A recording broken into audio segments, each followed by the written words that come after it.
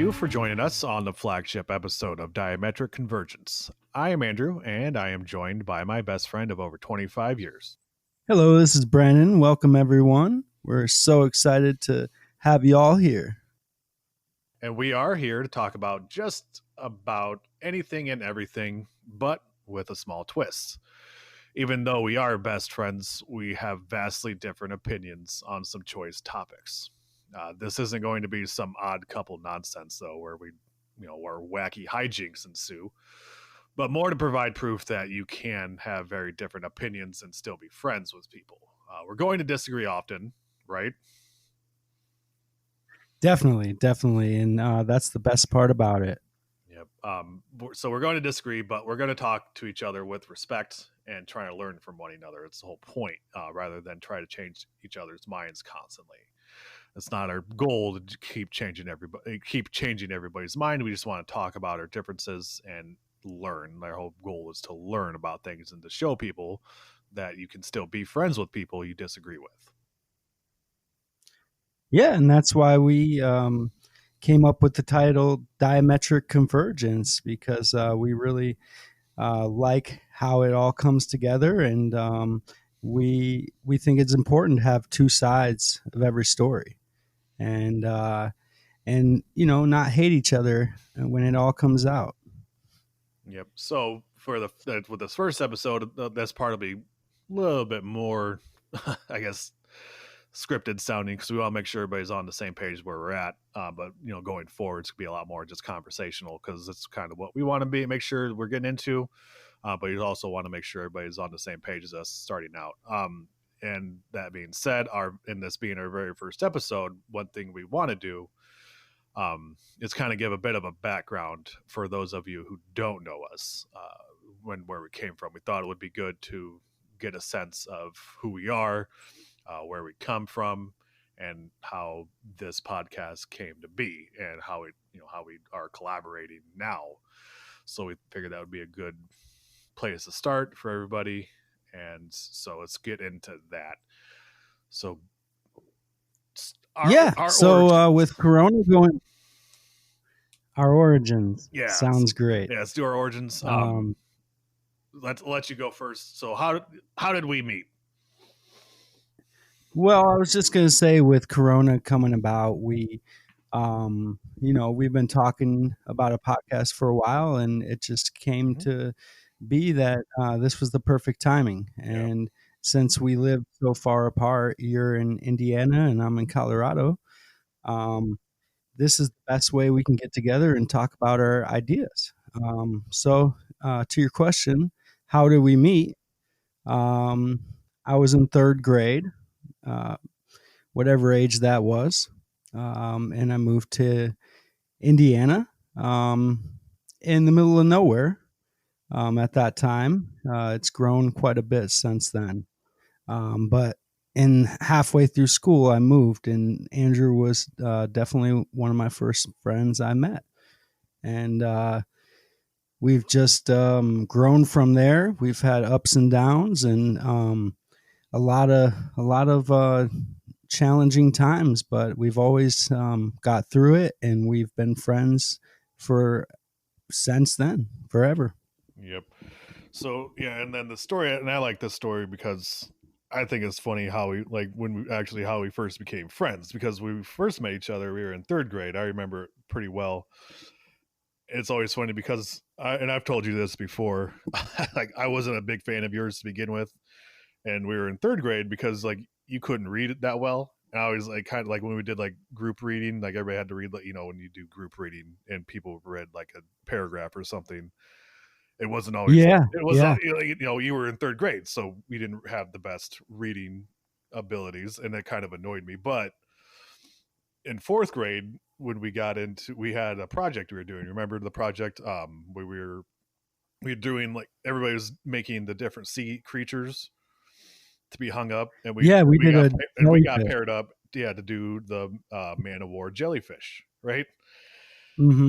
And we made this massive jellyfish, like just huge. It was bigger. Yeah. I feel like it was almost bigger than like any other things. Like people were doing like whales, and our jellyfish was bigger than. I can't remember the exact thing. That's good memory. Yeah, I don't know why. That's just something. I mean, because it started kind of our friendship. Because once we worked on that together, we started hanging out after school, and then that's where it started. After that, it was just friendship True. for life. Yeah. After that, we hung out all the time, and we were just basically best friends at that point. But I Yeah. just remember Throwing the that. football. Yep, playing football at school, all that kind of stuff. And just that's Yeah. one of my more vivid memories that I have, and just because of the circumstances too, just that jellyfish and how big it was. It was just I just had so much fun doing that. No, that's So, cool, man. And yeah, then right after that, in 5th grade, we did Odyssey of the Mind, yeah, and that was a really interesting project we did at yeah, your house. yeah, Even though we did it all wrong. yeah, yeah. Oh yeah, But we had fun. yeah, no, we had a good group doing that, and you know, I feel if we would have read the directions a little bit better, we could have came up with something that would have won. Yeah, But either way, it was a good a good chance to get together and a great opportunity to use our minds. And I think it was a great program. I haven't looked into it since, but don't know if it's still going on or not. yeah. I don't know. That's a good question. I have not looked it up. It might be. That would be cool if it was. Yeah, but then from there, yeah, elementary, and then just you know hanging out and growing up together, getting into crazy stuff and getting into trouble and doing lots of things that kids did growing up. Yeah, one vivid memory before we did all that. It was right before we became troublemakers. Um, we went to your mom's school and did the Lego. Oh yeah, What was this thing? yeah, I It was like remember that. animated Lego, or uh, where they had motors. Yeah, yeah, like the yeah. I know what you're talking about. I know what you're But talking about. I know what anyway, it's called. yeah, that was a really good time. Yeah, We had a lot of fun doing that. yep, Like you could open the garage door and do different things to turn on lights, and yep, that was kind of the beginning of the you know takeover of computers. yeah. Oh yeah, yep. And then I'm trying to think here. Just different stuff we did. Obviously we went high school years, not necessarily high school together, but high school years. And then after that, I moved away down to Florida for a year, went to school, then came back, and you were still in town. So from there, then we went to Arizona. Right, that whole trip out, even the trip out there is pretty memorable. In the good Oh old yeah, good well, old Effingham. I didn't know. I don't remember you going to Full Sail before we went to Arizona. Yeah, yep. I'm sure I'm losing my mind. I mean, you were Okay, you were well, you were. I guess you were not in town because you had left too. You went out and did some things like what down, I went to yeah, Michigan Michigan. Like you were doing like the for a carny year. stuff, Yeah, like yeah. I working was in the trailer, or what are you yeah, I was painting too with my painting? uncle in Michigan. Yep, you were out doing stuff. Yeah, I was I doing all remember kinds now. of stuff. But right before we moved, I was working at the wing place, Yeah.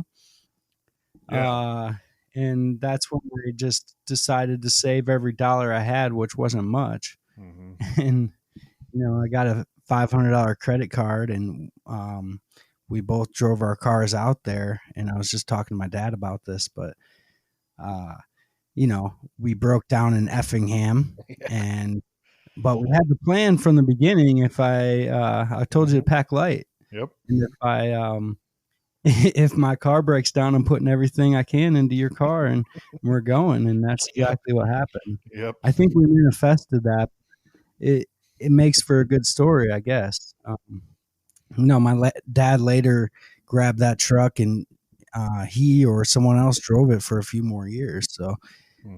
it all happened for a reason. And we got out there and we did our thing. Uh, you know, Built Yep. trusses. That was fun. Yeah. Yep.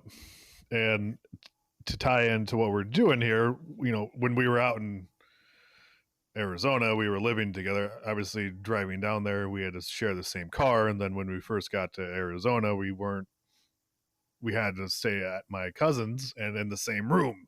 So we stayed in the same room, drove in the same car, worked at the same job. So we were together all the time, constantly together. So Yeah. friction was Yeah. bound to happen. And so even then, like we got into fights plenty of times. So there are times that we still fought, but here we are still being friends. So these things happen, to the best of us. Yeah, we've never always 100% agreed, but we just come to agreement with each other that we're not going to fight over these stupid things. Right. We You know? come to an understanding, like a what do they call it, compromise type thing, where we just I guess an understanding where we agree to disagree, and understand that's part of who we are, but not hate each other for that. Like a lot of thing I think is Yeah. just to accept people for their differences. Well, that's exactly what it taught me as well. Like everybody's different. We all have different strengths. Just because one person might be good at this, you know, doesn't mean they're good at everything. Or the opposite. They might not be good at this, but they might be good at so much more. So you have to look at people for, they're an individual and they have different values and goals as you. So, you just try to come together on a certain goal, and then things get a lot easier after that. Yep, absolutely. So yeah, then Arizona, we were there living together for like about a year. Well, because we had the lease, we had the apartment, so we had that for a year. Then Yeah, Lisa. you went up to moved out because we got laid off, right? We got laid off from our job because the place closed down. So then we went to work different places, and then things kind of progressed from there. And we had started that's when we kind of started living separate lives, like at that point, right? um you went Well, up I you went got engaged Yeah. and I was really young. Yeah. Which was all a blessing. We figured out, you know, we got to live our lives. Hmm.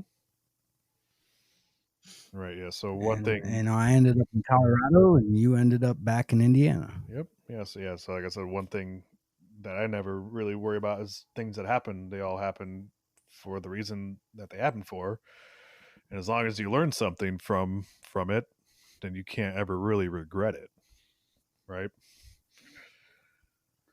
Yeah, no, yeah, everything happens for a reason, in my opinion. Hmm. You know, Yep. So yeah, so um, we don't.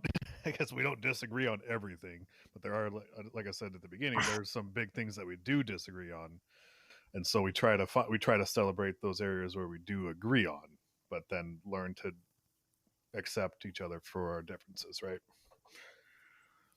yeah, it's really important. That's the only way to have a 25 plus year friendship. Yeah. Yep. Uh, and um, I'm trying to adapt that in every part of my life as well. All right. So yeah. So I was in Phoenix. You were up in Flagstaff. I think you spent about a year up in Flagstaff. Yeah, yeah, right around there. Right around there. That's kind of where our paths really diverged, where we kind of went on our own journeys. And I stayed in Flagstaff. Not in Flagstaff. I stayed in Phoenix, bounced around a little bit down there. Actually, I don't know if you know this. You met my dad when we were down there, right? Yeah, Because he came yeah, down there once because he moved down there. Him and his wife and my half brother, they came down there, and I actually lived with him for a little yeah, bit after yeah. you moved out. I didn't really have You moved up to Flagstaff. I didn't really have anywhere to live, so I lived with Tommy for a little Right. bit. Then Tommy's he was his girlfriend at the time, I believe, or maybe his wife. I think they were married. I'm not sure, but she came down there. I kind of had to vacate his apartment, and luckily my dad said it was okay for me to live with them. So I lived with him for a little bit. So I was bouncing around. And then of course, like my dad said I couldn't live there anymore because like his because my stepmom Jennifer's mom was coming down to live with them, and they had needed the room, all this stuff, blah blah blah. And then that's when, for me, I that was I don't know, mate, what? Because you left, it was like what, May, You mean when you from went up? Yeah, Flagstaff or when you went from? up to Flagstaff, when you moved up to Flagstaff, it was like Mayish. Uh, No, no, no, yeah, yeah, it was yeah, in the summer, I believe. yeah. Yeah, that Sounds about right. I can't. I'm losing it. Oh, and that's fine. I mean, it Yeah, was. my I think it mind's was right slipping. about that time. Because I'm trying to think. Because I'm trying to put it to my own timeline. Because I was there. Because I don't. Yeah. Because after that, after that, like I didn't make it to the end of the year before I left and went back to Fort Wayne. Because after like I ran out of places to live, and then I kind of stopped working because I didn't really like what I was doing. Wasn't making money. Obviously in a bad Right. place too, emotionally, mentally. I just wasn't doing well. Obviously, I've been dealing with, kind of anxiety, depression, a lot of the bigger portion of my life. So having all that stuff kind of For sure. happen back to back didn't bode well for my mental well-being. So I just, cut my losses. Let's go home. Can always go home, right? Like, at least I can. Not everybody can. At least at least I can. Um, Yeah. so I went back there, and then after Flagstaff, you went to Colorado. Would you go to Colorado? You went to Colorado after Flagstaff, right? Yeah, pretty much Denver. Yeah, Um, yeah, and I've always wanted to be here, so it was a blessing. I moved out here with my fiance at the time, and then shortly after that, she became an ex, and I just started making good friends out here and trying to build a life that I would love. yeah. I think one of the coolest things actually that you did, I think, was it out in Denver when you did the massage stuff. Yeah, Yeah, yeah. So I moved out here in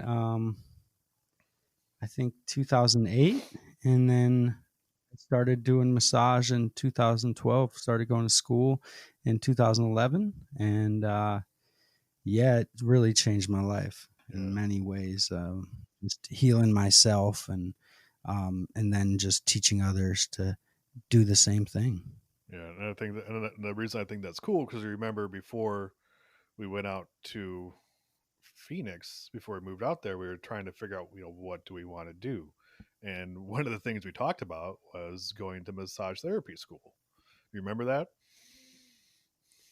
Oh yeah, we Yeah, were going to go in the UP in yeah, Michigan. all the way up in what's it called?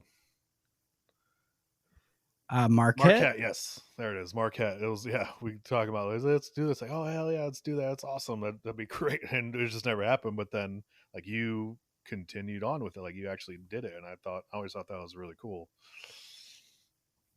Yeah, I actually tell my clients that because it's kind of a funny story. We're like, "Oh yeah, let's go do that. We'll meet a bunch of chicks and all this stuff." And uh, but it really wasn't about that at all. Yep.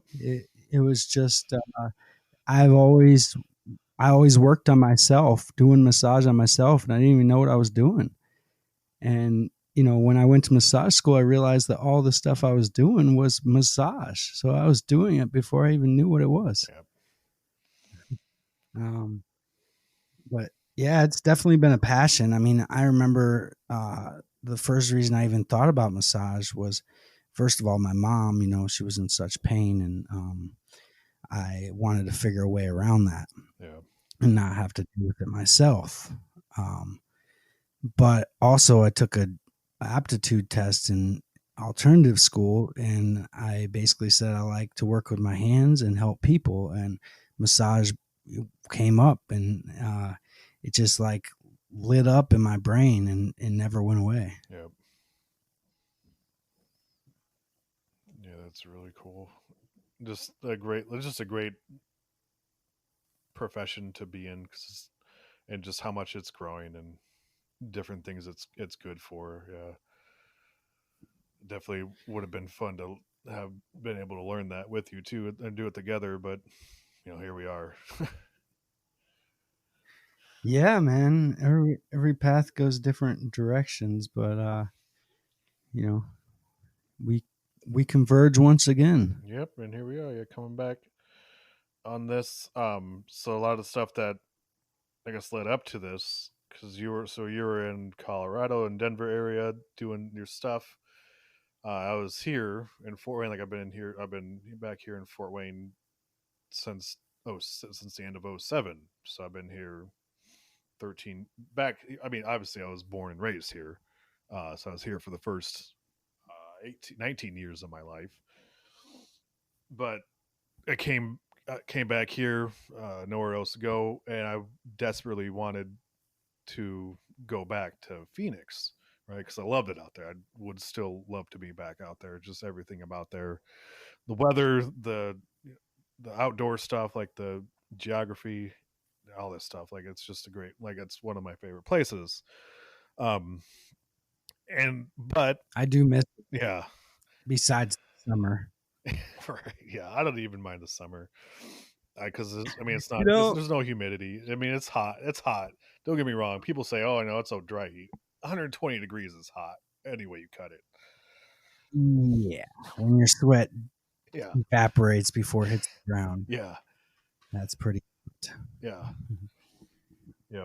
So like, We all have different yeah, because when we were working building trusses, like it was kind of outdoorsy because the facility had like all the openness to it. But we would like I Yeah, remember, it was like tin. yeah, It was like tin around us, and the sun was beating on it. If we had to work there during the hottest months, we probably all would have died. so luckily we closed down. Like not luckily, because getting laid off isn't it kind of is if you look at it a certain way, but we got And they laid had off the before that swamp happened. coolers. Just Yeah, sorry, I interrupted, yeah, but no, they had the swamp coolers, um, just sitting sitting like on a pallet, and we were like, "Why aren't you guys putting this in?" And they must have knew they were closing yeah, all along. yeah. And I remember like But just because we it was would, a blessing yeah, it was, either it way. really was. But I remember it was like sitting, like when we were working, it was just, but it was still hot because we got into like June, it was still pretty freaking hot, right?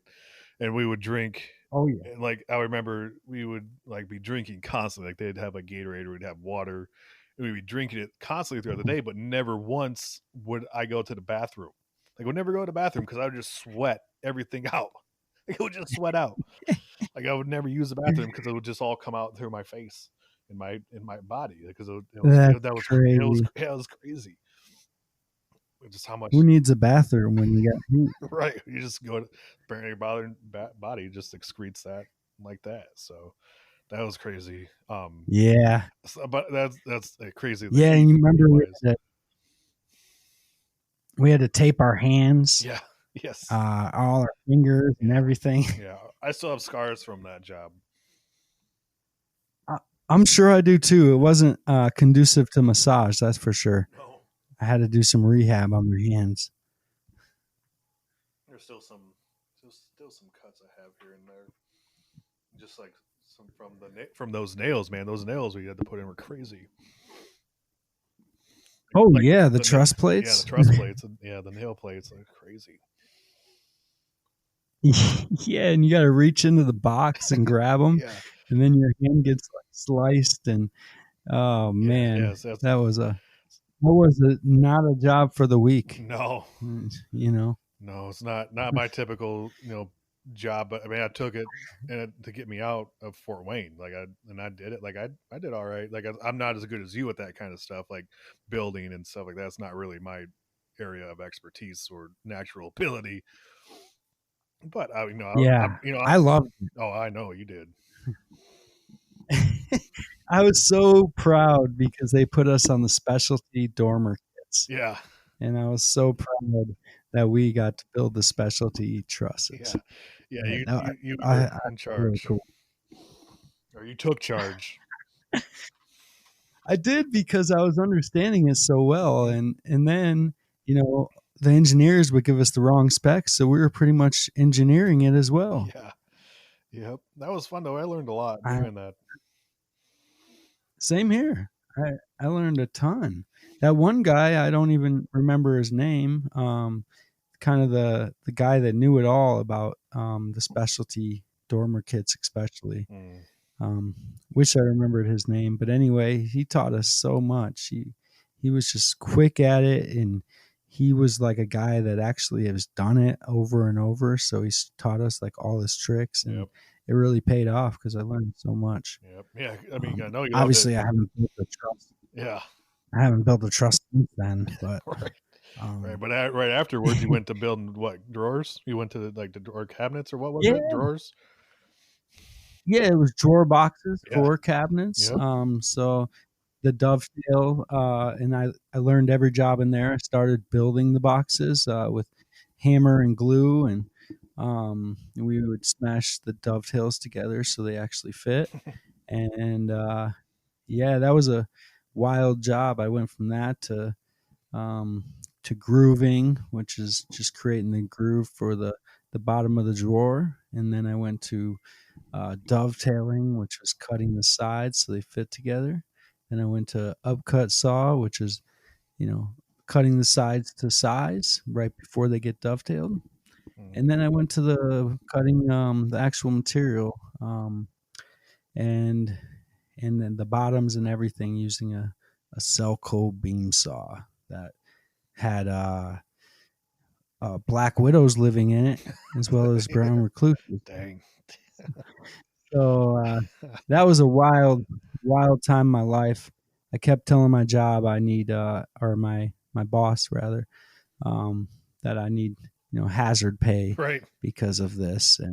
And I was like, bring in an exterminator, and they brought one in, but then there was still huge cobwebs of black widows staring at me as I Jeez. open this back gate and climb in this machine and try to clean it. Ugh. And he tells me I don't clean it good enough. And, so that's when my job there started going downhill Yeah. because I wasn't going to work with widows and brown recluses. Yep. And then at the same job, a kid cut his fingers off, and that was the end of that job. Yeah. They'll usually Um, kill a lot of jobs, a lot of places. Yep. Fingers So, or black widows? man, both. Basically, someone unwilling to accommodate the safety of their employees.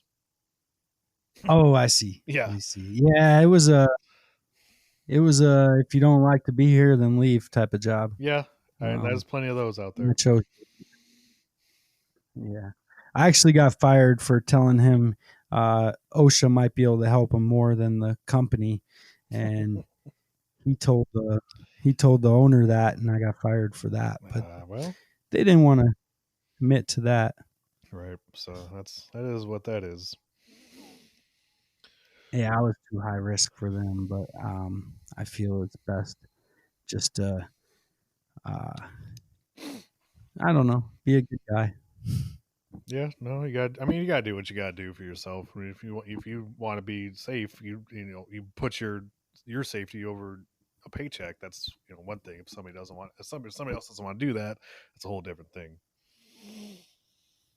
Well, my friend, the kid that got his fingers cut off, got paid, I think, 10 grand a finger. Damn. So it was worth it to him since he just got out of prison. And, it wasn't my good friend, but I trained him on the saw that he cut himself Jeez. on. So, uh, so yeah, be thankful, that we didn't continue the direction we were going. I like working with wood and things, but I'm not going to have another job doing it. Right. No, that's for sure. I mean, definitely learned a lot, and expanded your skill base. I guess just different things leading up to, because you learn a lot of soft skills in these other jobs too. Um, Especially when they move you up to doing the special dormers kits that we were doing, you can kind of learn like project management, like you said, doing engineering stuff and leadership type stuff because you kind of have to take charge. You just as long as you're pulling out different lessons, not just like, oh, I learned to put wood together and fit it with a nail. It's look beyond that. I think you always Yeah, find it's value. more than that. Yeah. So we did that. Then you after that again left. I think we went over all that, but I don't know, fill in kind of the gaps. I'm not sure if you're aware of when I came back to Fort Wayne. Like I said, wanting to go back out to Phoenix, but life kind of had other plans for me, and that's at that point is when I started learning to kind of go with what life wanted for me rather than force my thing onto it. I don't know if that makes sense. That's kind of what I did. And that's what led me to my current situation in terms of my family. Like I met my wife. I didn't really meet her. I've known her longer than I've known you. Since school. Yeah. So Oh, really? yeah. Oh yeah. Yep. Since Whoa. like second grade, first or second grade. We went to the same school. Wow. I didn't. I guess when I met her, we didn't really kind of become friends again until sixth grade when we started going to school again. Because after second grade, she went to a Boyd, I went to Haverhill, where we met. Right. Mhm. So you can kind of start piecing all this stuff together, see how I didn't why. know that. That's Oh yeah, really cool. I yeah, think you told me in the past. yep. But yeah, But it's a good reminder. we met way back then. We knew of each other way back then. We kind of were in the same world, I guess, way back then. Kind of really became actual friends in middle school. But when I came back here, her life was going in the direction that it was going, and she got divorced, and then we kind of started hanging out, and then it was on from there, and 10 it's been about 10 years now, so 10 years later, we have a family and a 7-year old. But like even that was kind of all new territory for me. Like I was going through really bad times at that point when we first like started, I guess, dating. I was like I was probably at one of my lower points in life in terms of my Yeah. depression. Just I had a like very bad time like adjusting to it, and feeling that worth that you are, I don't know, what's the other word, that you're worthy.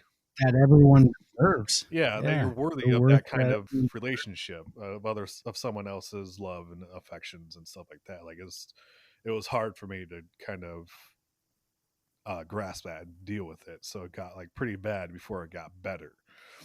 um so that, I mean, that happened, Yeah. and that stuff I'll always be honest about too. Like I don't mind being honest about that stuff, and how, because I think it's important for other people to hear it, other people to know that other people deal with it. They're not the only ones dealing with it. Yeah, And that's that's what I had to deal with. I was like, I didn't have anybody I could relate to on that.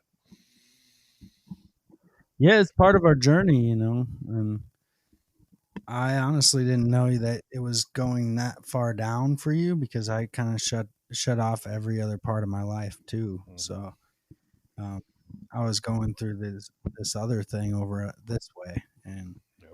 it wasn't that shiny once I broke up with my fiance too. Right. So it went a little downhill before it went up. Yep. But we were kind of on our own path doing that because I wasn't really calling anybody. Mm-hmm. Things were up and down for me all over the place over here. So uh, it's interesting to hear it now, years later. Yeah. No. Yeah. I figured that would be kind of thing. I mean, I feel like we dealt with similar issues. I'll say that similar issues, um, with For with sure. mental health. Yeah. Um, Oh, yeah. but obviously Yeah, all my unknown to life. each other. All my life. Oh yeah, go ahead with that. Yeah, and I honestly didn't know that it was. Maybe I'm just forgetting, but I didn't know it was so bad for you, or that you were dealing with it as much as I was, because I was in my own little world, I didn't talk thinking about that it. no one else had problems. Yeah, that could have been it I too. was I was not raised to like talk But about that stuff. That's something I've learned I was honestly Wow. being friends with you. I've learned with it just be like more forthcoming because you kind of dealt you kind of got into the groove earlier, like with your massage stuff, and I think that kind of set you on a path of healing before I got onto that path, and then you Okay. kind of introduced it to Yeah. me, and seeing how That, because I mean we talked throughout the years. It's plenty. Obviously, there were gaps where we didn't talk for long times, but didn't affect our friendship. Right? We didn't hold it against each other. Oh, yeah. you don't want to talk to me. You must not. Never. Yeah. Never. I mean, there's been times where I was in the darkest hole and I couldn't get a hold of anybody, and I didn't hold it against them. Hmm.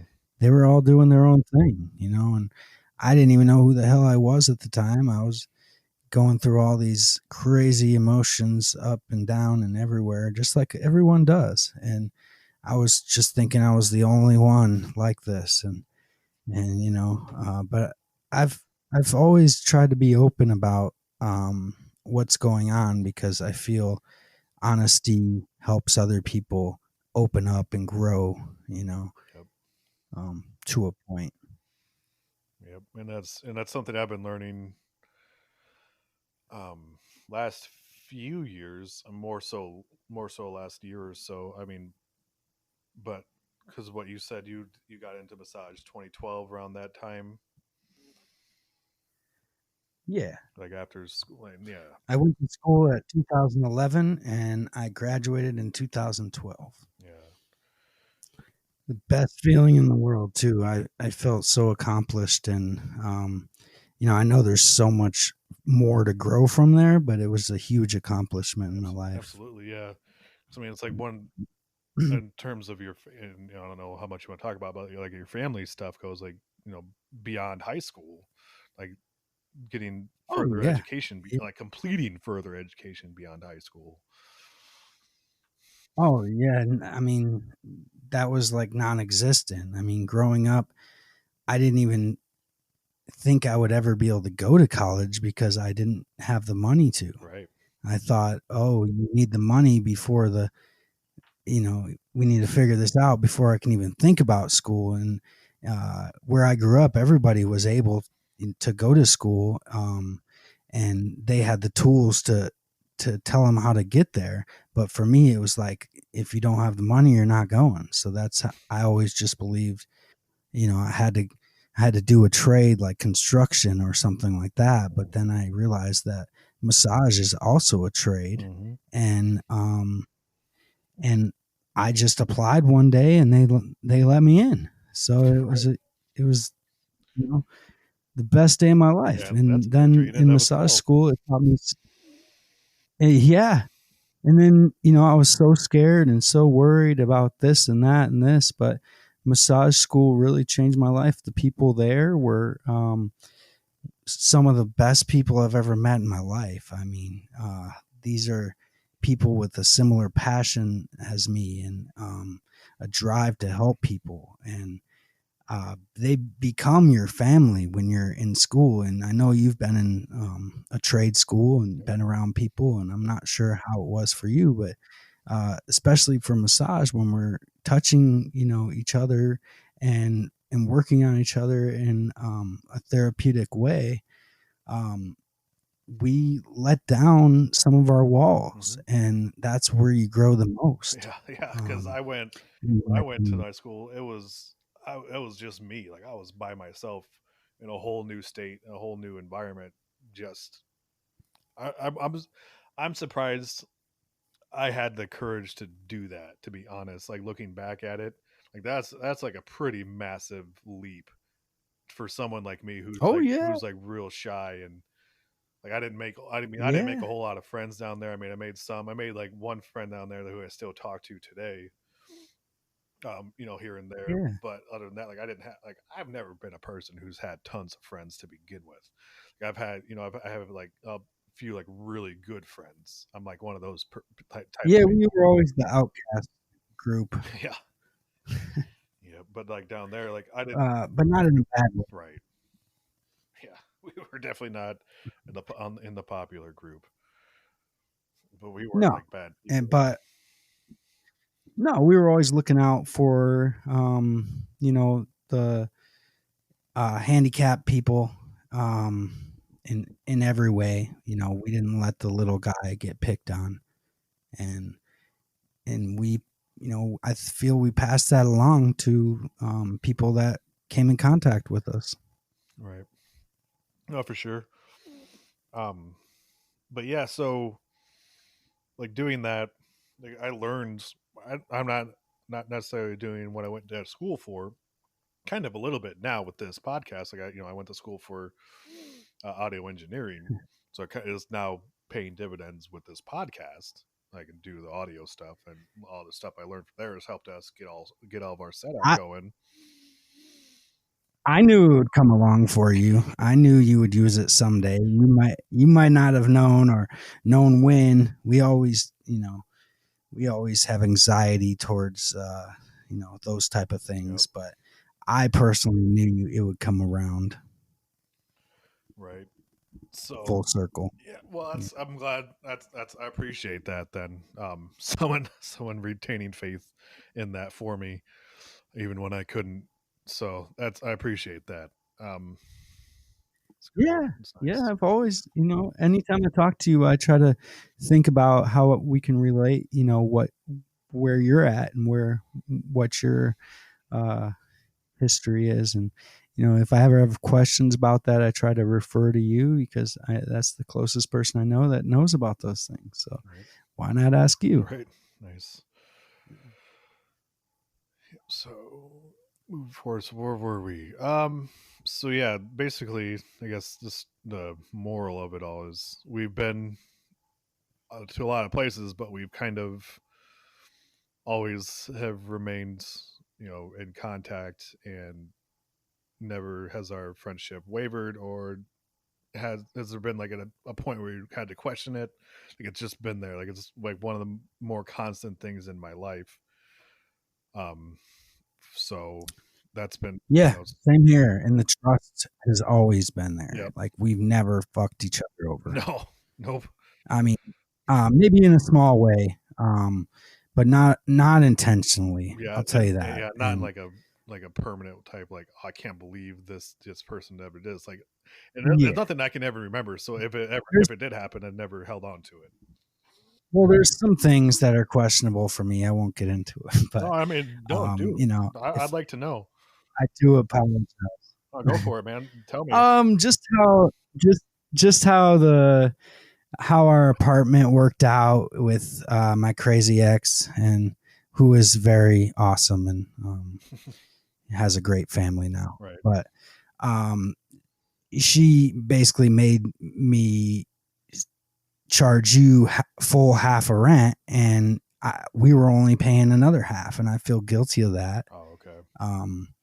But life moves on, I definitely owe you, for that in the end. But I knew you would definitely forgive me, and I Yeah. wasn't doing Yeah. it No like worries. when I was doing it. I thought that it was the right thing to do because I don't know if she told me that or what, but in my mind I was thinking, yeah, that's only fair. Yeah. But really, when I look back at it, it wasn't. So I'm sorry, Yeah, dude. that's all good. I understand the situation, especially from your standpoint. That's one of the things going forward. One of the things I'd like to, so one of the things I like to do is put myself in other people's shoes, in other people's situations, try to understand it from their point of view. Because our lives weren't really that different in terms of our personal like things happening, like relationships and stuff like that with girls. Obviously, growing up, we didn't have a ton of them, and that was kind of one of your first like serious ones, right? Like, is that fair to say? Yeah, Right. yeah, And that's so definitely fair. So you it wanted was that to new to work. me. Like you didn't really like being Yeah, the first time. Like you didn't really know how to navigate it properly. You kind of wanted. You were more. And stop me if I'm wrong, if I'm assuming wrong. But you were more worried about no, making it this work is with right. her than you were about like making it work for both of you. Like you wanted her to be happy, right? At the, kind of the expense of your own values, maybe. Yeah, that's what that whole relationship was all about, is me learning that I put all my happiness into Yeah. her and forgot about my own. Yep. Yep. and so that's why I do feel guilty for that. But I knew you would understand because Absolutely. you have the exact words. Like that's what was happening. I was forgetting about myself. I mean, I stopped smoking weed for her, Yep. and that's why we broke up. Yeah. I'm not going to stop doing something that I love and I think is going to help me, which it has helped me all my life as far as inflammation and you know, mental, maybe not the clarity, but Sure. it's been helping me mentally all my life. Well, yeah. I mean, yeah, it So puts you on that different plane of thought. So yeah. yeah. So, but I was proud of myself for finally just standing up for what I do believe and realized that, you know, she's a very sweet girl and she's going to have a bright future, but it's not going to be with me. Right. Yeah. Exactly. Yeah. So yeah, that's and I like to know about that stuff because I don't hold grudges. I'd rather, and I always it's like I always tell my daughter, it's like, I'd rather you tell me the truth up front than me find out that you lie about it.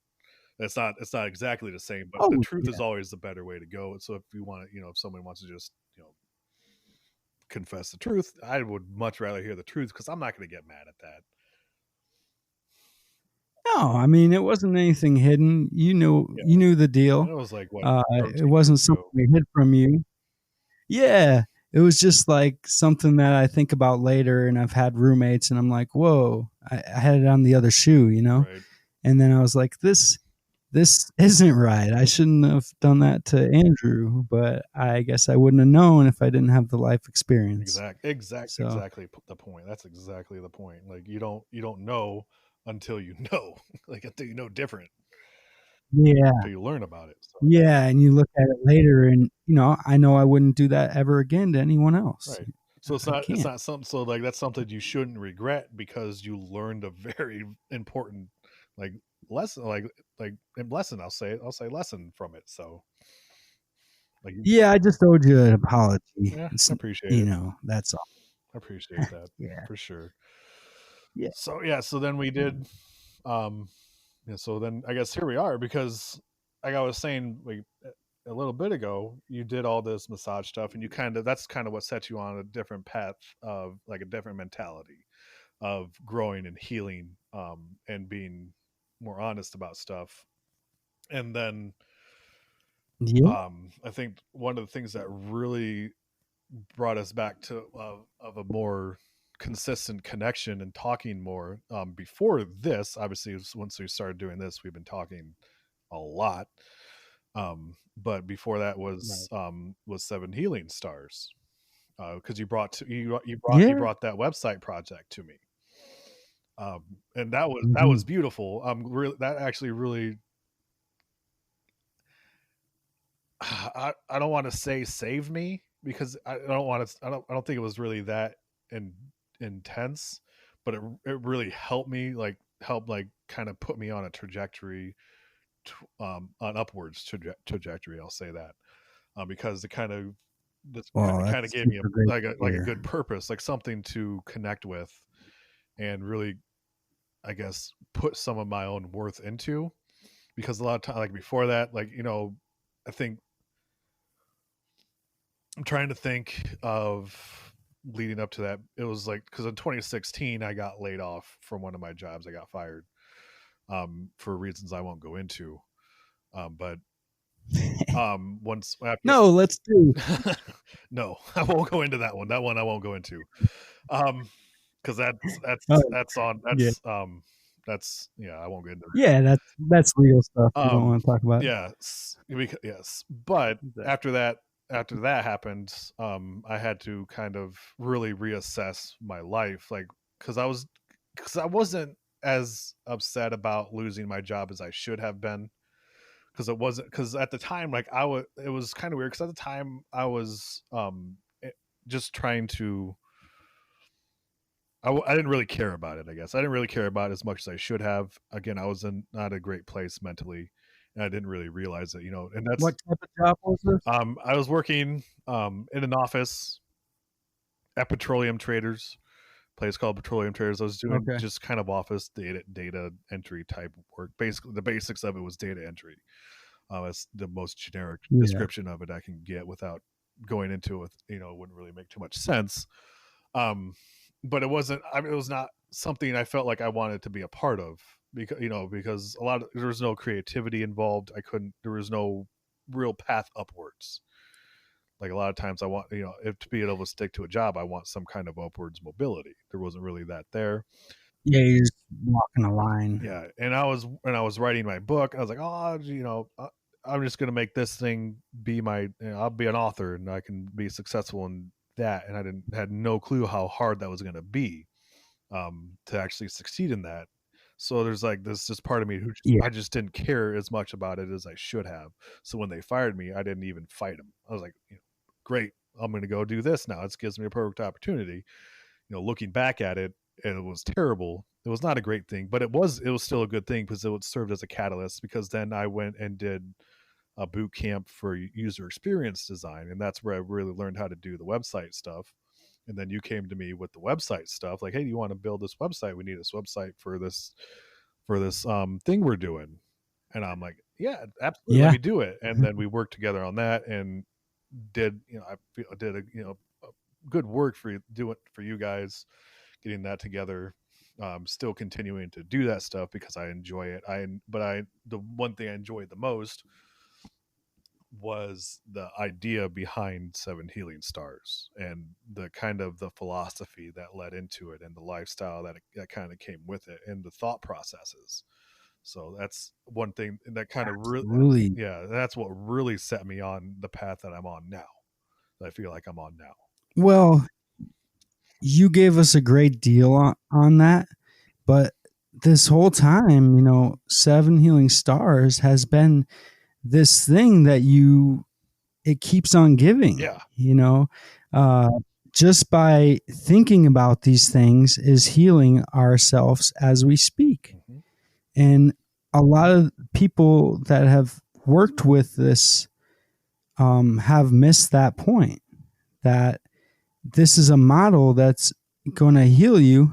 We don't have all the answers, but we do know that everyone needs to heal themselves, and the only way to do that is through example. So we have to be the best examples we can be and pass that along. And I think you got that message through working on the website. You have to read everything, you have to type everything. And Jomar, the person who created Seven Healing Stars, is a genius. There's so many things out there now that are similar, but we were just very forward thinkers at that time, and we believe there's a way without pharmaceuticals, without surgery, without all these things that make your life worse. And focus on nutrition, give yourself get a massage, go do the things, meditate. All these things coming together is the real solution. Yes, we can do all of those separately. We can do them all separately, but we need to bring it all together and see how this all fits into our full scheme of healing. And most of my life, I feel I've missed certain parts here and there. And when I went to massage school, I said, I want to heal. I feel the body needs to heal, not only physically, but mentally, spiritually. And when I met Jomar, he believed the same thing. So we got together and started just working on how we can help right now from here. And that was to create a model to teach to other people that they can do themselves, and it wasn't a very, a huge financial gain, mm-hmm. but that's not what we were looking for. We gave all our ideas out so they can be shared with the world. We weren't worried about making the money off them. And, we're not rich, but we're going to grow and grow and grow from the ground up organically and make a difference, with ourselves first. And, we've been working on this project for about 7 years now, and we've been growing and growing and growing to a point where we can start helping people. And we didn't realize that it would take that long to to grow ourselves to be able to share this knowledge, but we had a lot of self work to do, and we still have a lot to go. Yeah, and that was one of the coolest things, and that was the coolest thing about it was thinking differently and about health and different aspects of health. Um, because I never had thought about it that way. And but you're right though. Doing the website, I had to learn about it.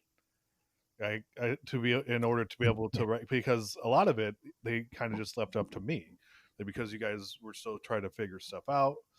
You didn't really have like a solid idea Hmm. on everything that you wanted up there. All over the place. Right. You But know, you had we an idea, and I kind of had to run with that. Like it was kind of up to me to kind of bring everything together. I couldn't do that without learning more about it. But the more I learned about it, the more it kind of resonated with me, and the more I really bought Mhm. into it because because I'm for people who do know me, they probably know that I'm not a person that I'm being I guess portrayed as right now. I'm more quiet, keep to myself, but I observe a lot. Like I listen and I observe a lot. So anybody who knows me knows that I observe constantly.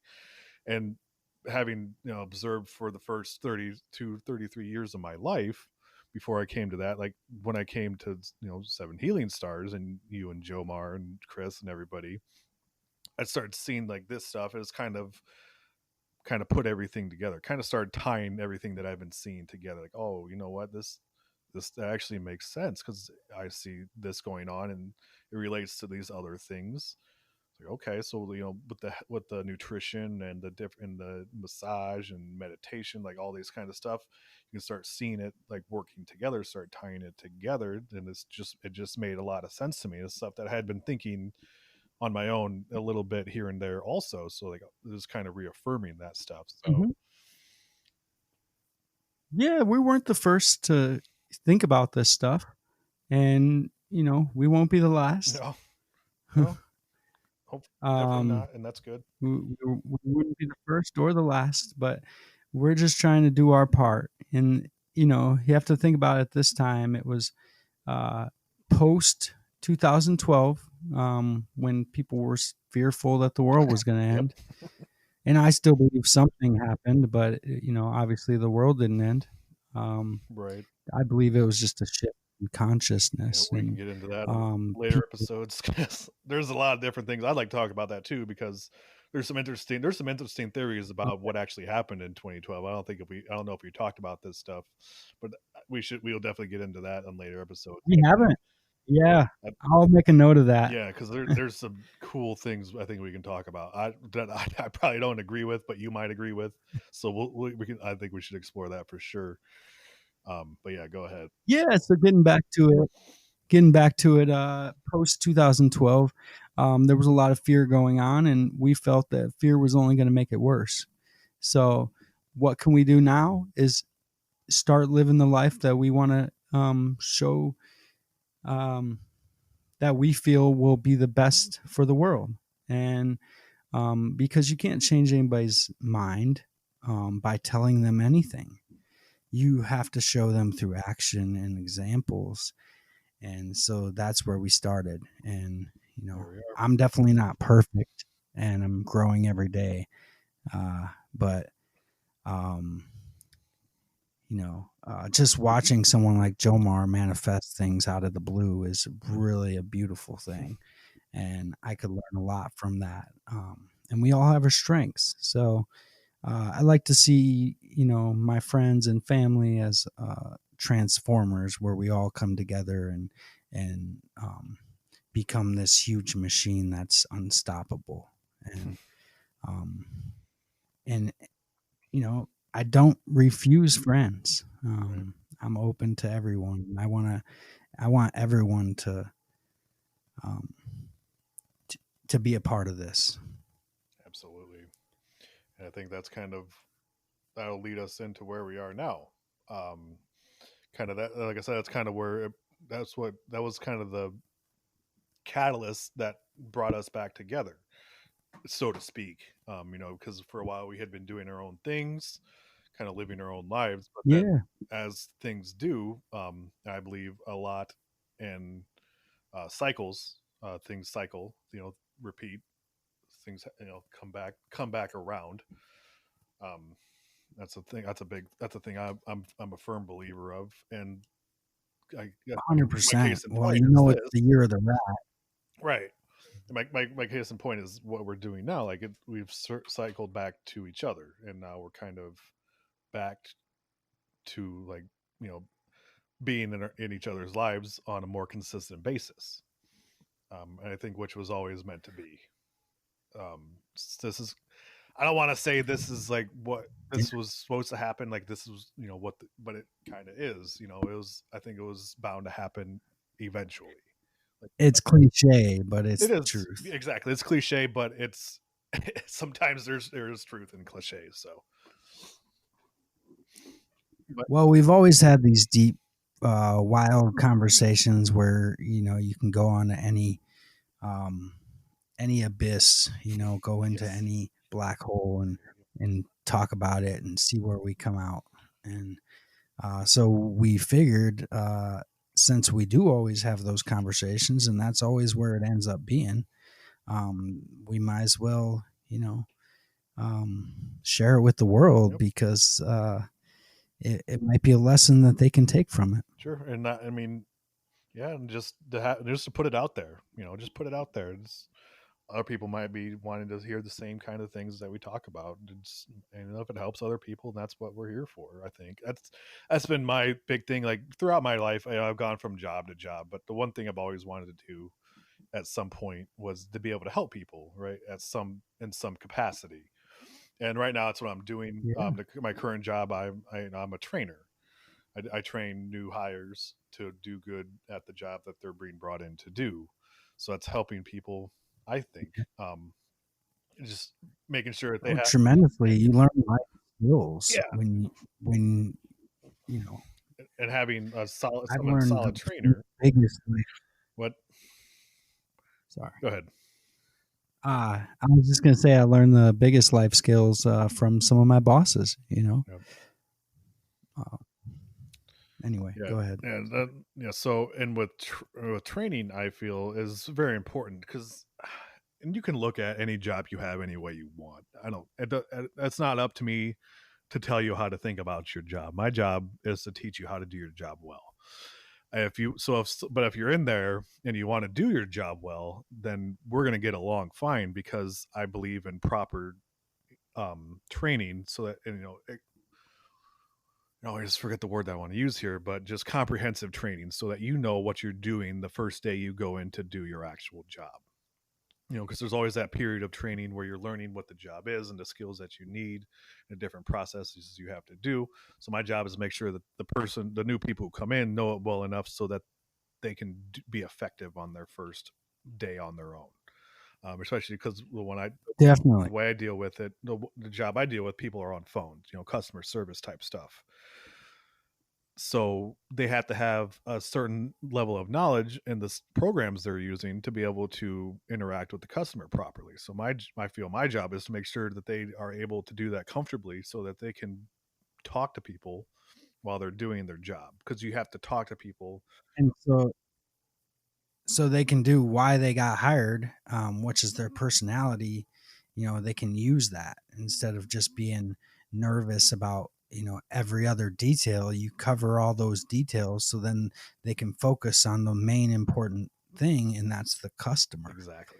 on the other phone. So if they have all the uh, everything in their arsenal to do that well, then they're going to be, you're going to set them out for success. And that's what a good trainer does in my world. Right. Exactly. And uh, going back to my original point is that it's help. I feel like it's helping people because it's helping them be better at their job. And that's always something I've wanted to include in my life, is helping people.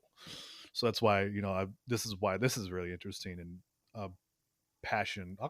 a passion of mine to be able to talk about things that I feel strongly about with my best friend. yeah, and it's fun. I mean, we did it. We started this to have fun Yeah. and stay in touch, and we realized that we had a lot of things that we could kind of grasp all sides of the Yeah, stories. something to And offer. uh, yeah, and if it helps, then it helps, If it, and if not, then it's just for yeah, fun. if it, I mean, it's helping us. So Either way, yeah.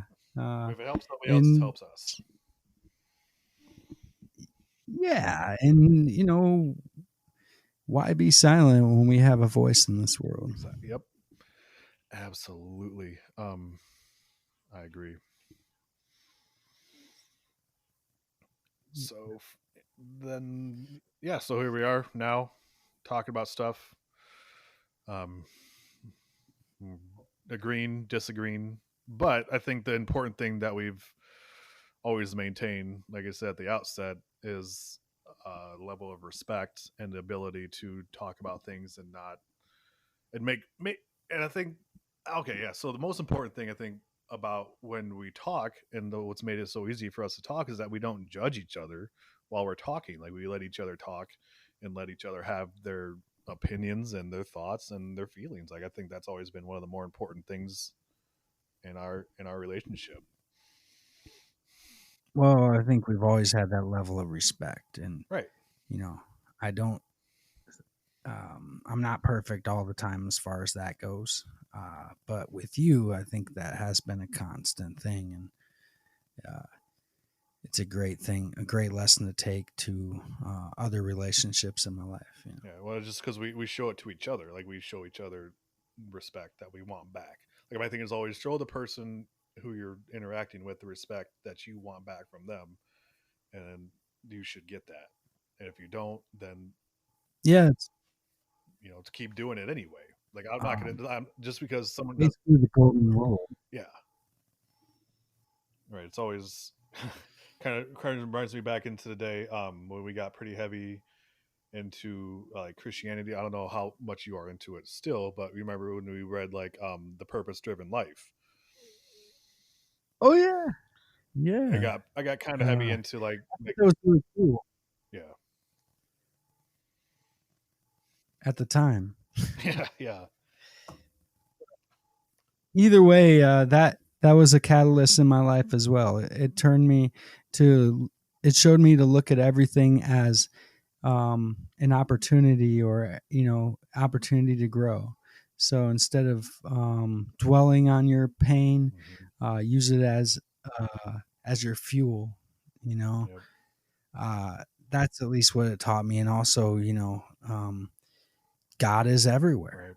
Right. Every, uh, but I'm definitely not that into Christianity anymore. I like to keep my views more broad and look Right. at everything as a whole. Yeah. And that's as in terms of what it taught me, that's kind of what it taught me is just to respect people who do follow Christianity. Like because what it did for me is it gave me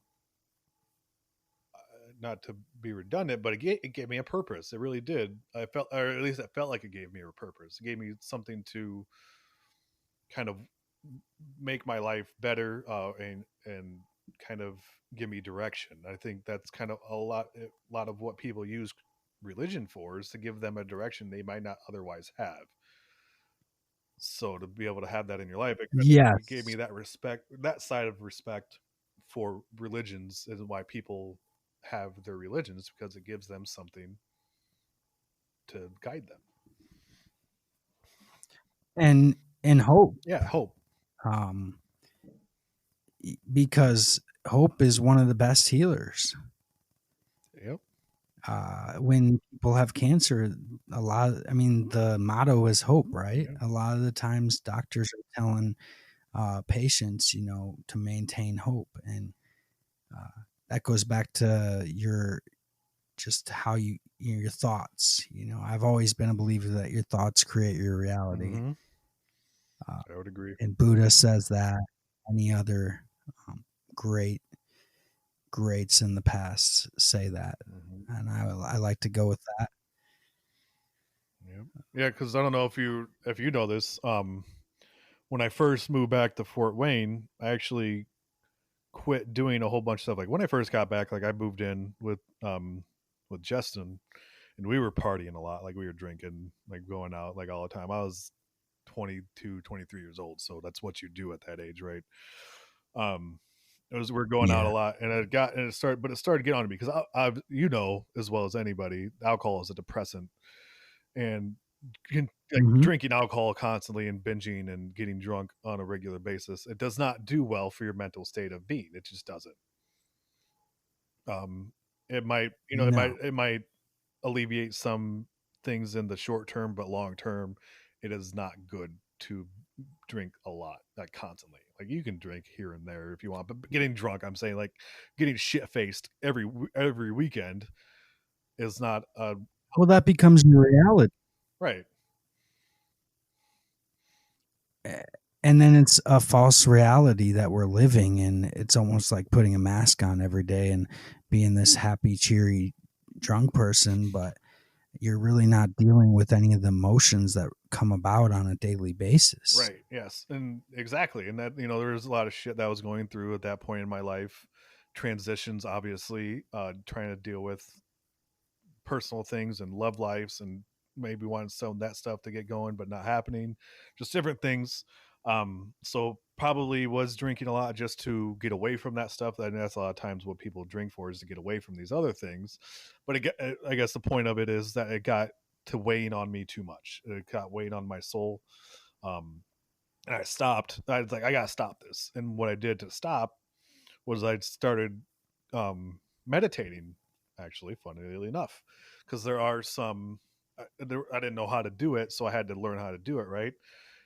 That's when I found, and we do have some monasteries here in Fort Wayne, believe that or not, where there are Buddhists from Sri Lanka and other locations who live there.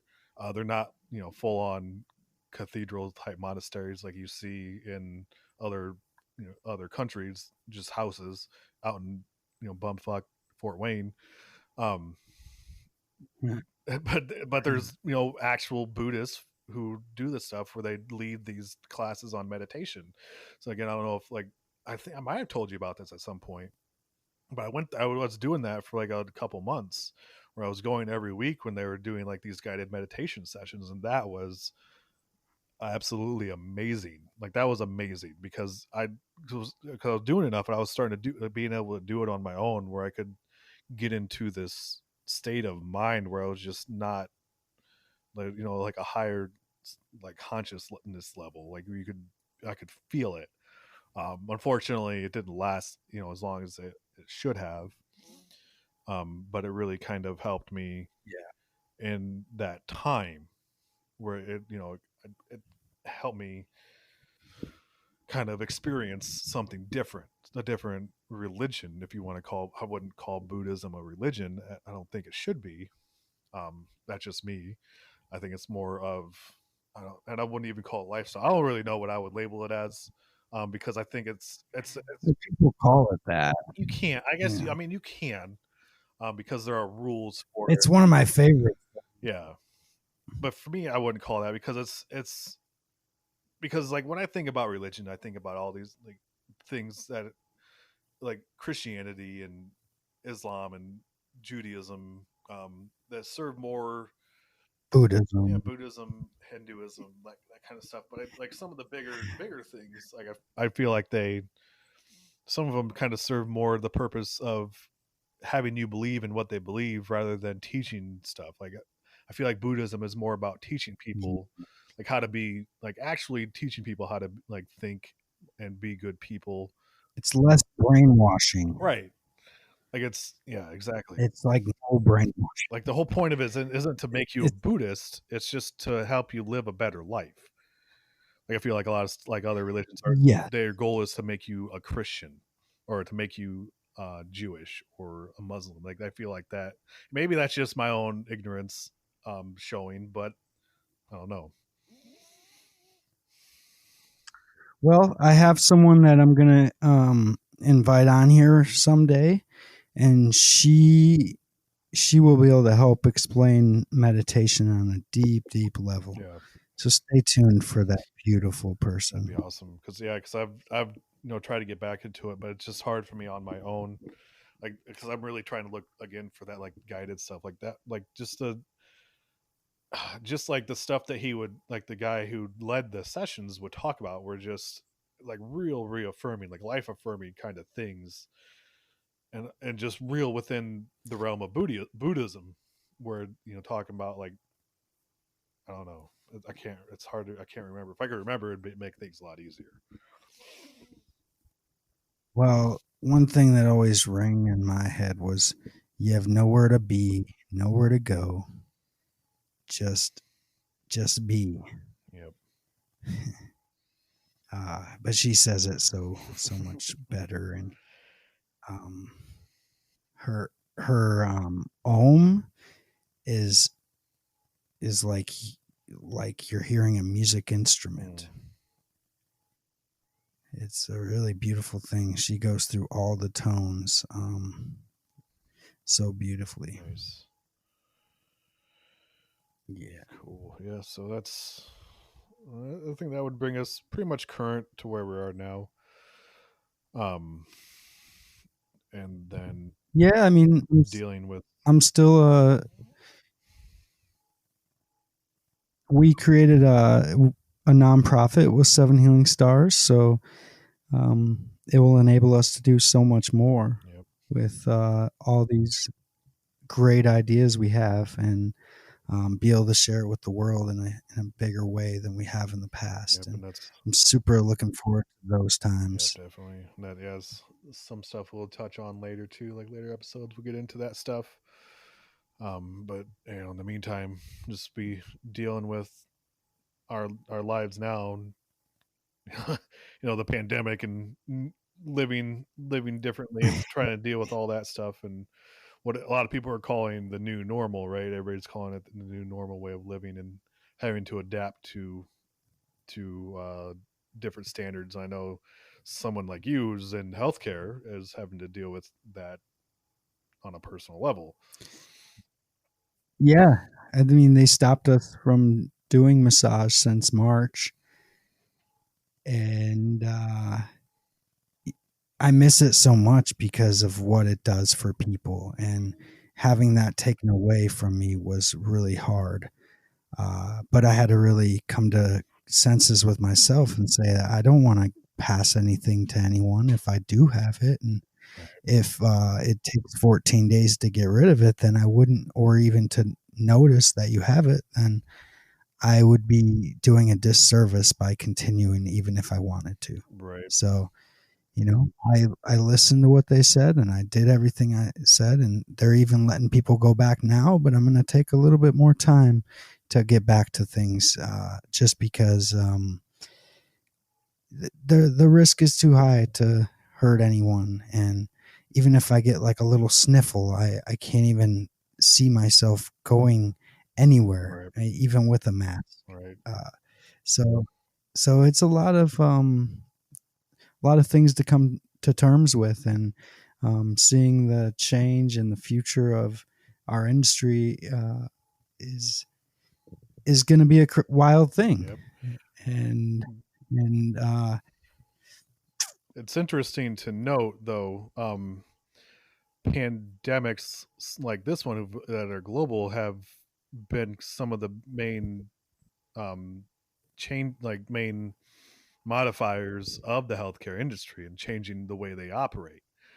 A lot of because going way back to the Black Death, if if you know much about that, Black Death happened back in like the 1300s, and back then that killed a super massive amount of the world's population. They estimate it's, between it 70, says 75. right, yeah, 75 to 200 million Sorry, people died, sorry. which is a huge range. But if you think about that in terms of today's numbers, if you were to use the same percentage today, that number would likely get close to the billions, like close to billion, like a couple hundreds of millions of people.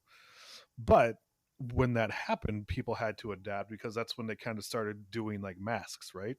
If you ever look into like the Black Death masks, you can see those, or those are like the big scary ones with like the long beaks, like kind of like a big scary bird. Oh, I just learned something about those. Right. Did you know that they used to put herbs in the end of them so they couldn't smell Right. anything. That was the yeah, exactly. That was the purpose of those beaks, was so that they could put those herbs and flowers and different things in there so that they wouldn't have to smell the death, like, and all the rotting. Because I mean, the smell was apparently just unbelievable, and they put those in there to. And I would think they would serve multiple purposes in terms of not having to smell it, and kind of maybe they thought they would ward off different things.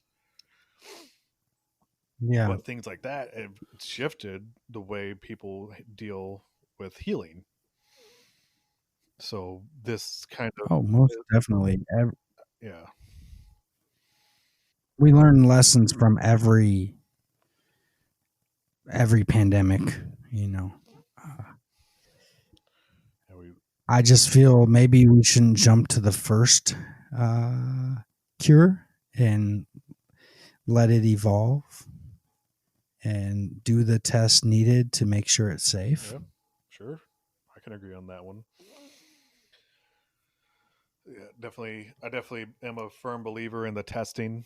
I definitely need testing as much as possible, because that's the whole big thing with the COVID-19 is the incubation period, where you might not know it. You might not know that you have it, but you can still pass it on to somebody else. That's kind of the most dangerous part of it. It's not that it kills a ton of people. Mortality rate is relatively low, higher than the regular flu. I'll put up, say that up front. It's higher than that. But the most dangerous part of it is that you can pass it without knowing that you have it. Because when you have the flu, you're not contagious until you start showing symptoms. So you could be a person who's asymptomatic and pass it on to someone who is in that higher risk age range or group, and then they might get it and not do well with it. That's the whole point. I feel, at least to me, is that's the whole point of being as cautious as we are, and the need for testing so that we can then trace it and start doing Yeah, specific I work. I have my own. So that you're saying testing is good, Yep. and I agree. Mm-hmm.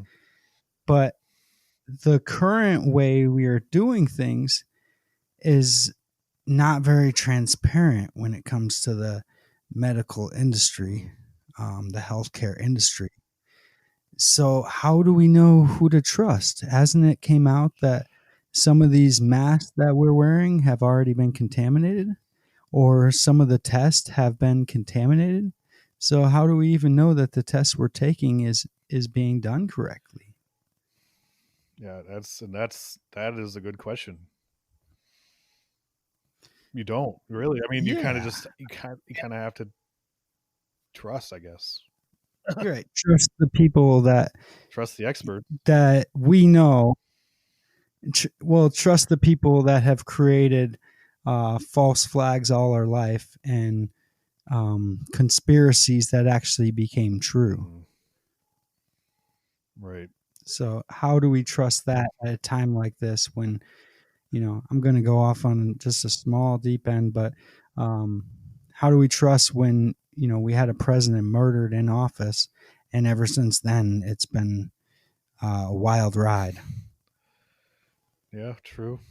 No, I mean, So, there's definitely some I truth to put, that, because you can see the yeah. So, patterns. I believe in testing, but I don't believe that the person testing me is telling the truth. Yeah, I mean, I agree with the point of maintaining a healthy optimism, or not optimism, but a healthy skepticism with a lot of the information that comes out, especially nowadays when information can come from anywhere and anybody. Like, how do you know if it's right or if it's wrong? Like, you have to. There's all kinds of, like, and you have to do your own research, basically. And it also comes down to, using your intuition. And if we, going back to meditation, if we meditate and we know ourselves more, then our intuition will be sharper. And, how you said earlier, if it resonates with you, then follow that. And this is what resonates with me, is that um, I know that vitamin C and I know that zinc help with this. So I'll do that. No one's tainting my vitamin C. Not that I'm afraid of everything being tainted, Right. but I'm going to choose this other way and you can choose that way and we'll see how we both end up at the end. Right. I think So to yeah, speak, I not think that's saying you or fine. I me. think that's fine too. And I think but with that, you just realize that everything like different things work for different people. Like not everything is going to work for everybody, right? Mm-hmm. Everybody has different ways to do their own stuff. So I mean, if it works for you, that's fantastic. You can't. And then if you feel it working, then obviously you're not gonna let somebody else tell you that it doesn't work if it's working for you. But you can't then turn around and be like, oh, this should work for everybody else too, because everybody's made differently. And they react to things differently. Their bodies react to Totally. things differently. Different medications, different substances, they react differently. 100%. I feel everybody should be in control of their own bodies at all times. Yeah. Be able to make decisions about your own body at all times. The only exception would be a kid under 18 Okay. because their brain hasn't developed to even know. Exactly. Thank you. I think that's a good point, and that's kind of I mean because that's that's one thing, and I'm kind of going to get into it here. So, but like everybody should be in charge of their own bodies and what goes into their own bodies. I think to an extent, um, and as far as long as it's not affecting other people around them, you know. And I think that's basically the bush I'm beating around is vaccinations. If you if for kids, Felt it coming. yeah. So like, I'm a firm believer in vaccinations, the ones that are established, polio, the MMR stuff. I feel those are important because we had all but eradicated some of those diseases until people started pushing back against vaccinations. There's the whole argument against vaccinations has been the stuff that goes into these vaccines, and then we have to put them into our bodies. But there isn't really not a lot of hard evidence that I have seen personally, and maybe you've seen differently, that shows that there's a lot the stuff that's going into our bodies is necessarily dangerous. I am I have. okay, well, but I am Yes. aware of do have adverse reactions to the vaccines. That happens. It's not as common as some people would like you to believe, but it does happen. And there are programs for to help people that happens to, like funds and stuff like that, and programs that they can tap into to help them get through those situations, monetarily and um health wise. Well, it, doesn't it go back to your body, your choice? So you said if it's not affecting other people, because I think this is where you're going with it, is if I'm not vaccinated, then it will affect you and you'll get sick from me. Right.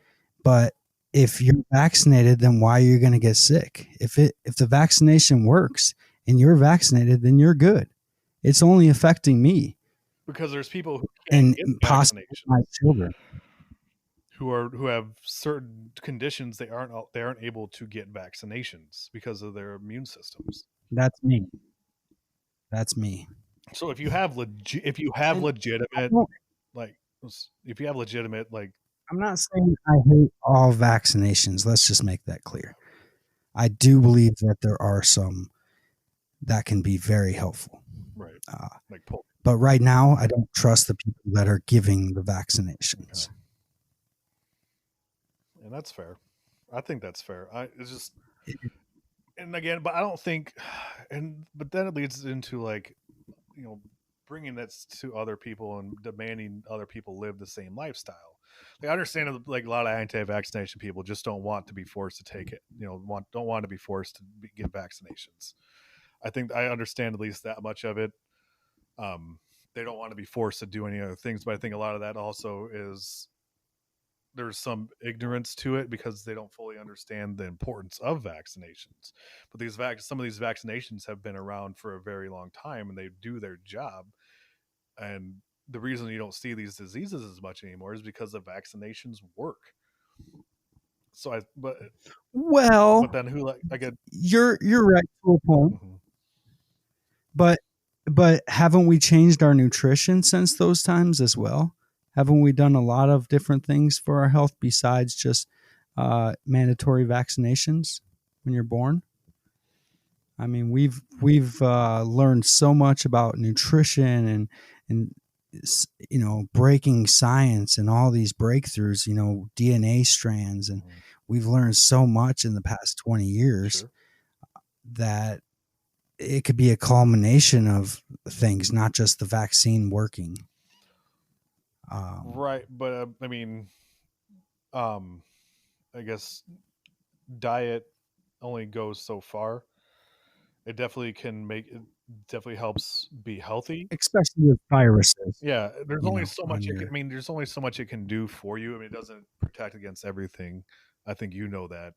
It can definitely make you healthier, but certain yeah. things it can't like do everything, and that's where a lot of medical science comes in, and a lot of these treatments come into. Like, I mean, a lot of stuff with cancer. I personally don't like the chemotherapy stuff. I hate that. I know it's effective, but I don't like the whole idea of They say because and a lot of it is, I mean, it's effective and it does work, but you're pumping your body full of poison. And the worst part about it, I think, though, is that there's these things are pushed because someone is making profits off of these treatments, and they're blocking other legitimate effective treatments because they don't want to lose out on the money they're making off of their chemotherapy treatments. These companies that provide that that's stuff. you said it. That's the number one game they're playing, but it's going away. People are realizing that they can heal Right. themselves.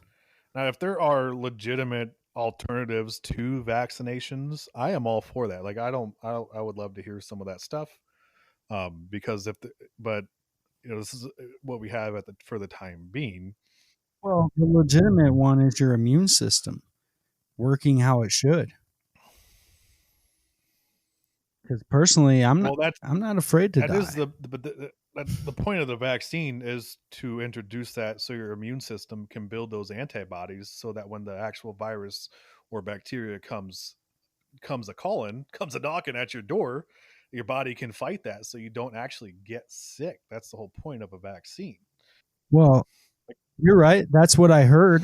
But when I actually did the vaccination maybe 10 years ago, I got sicker than I ever had, Yeah, ever before. yeah, but I've been sick as a young kid, I was sick a lot, right.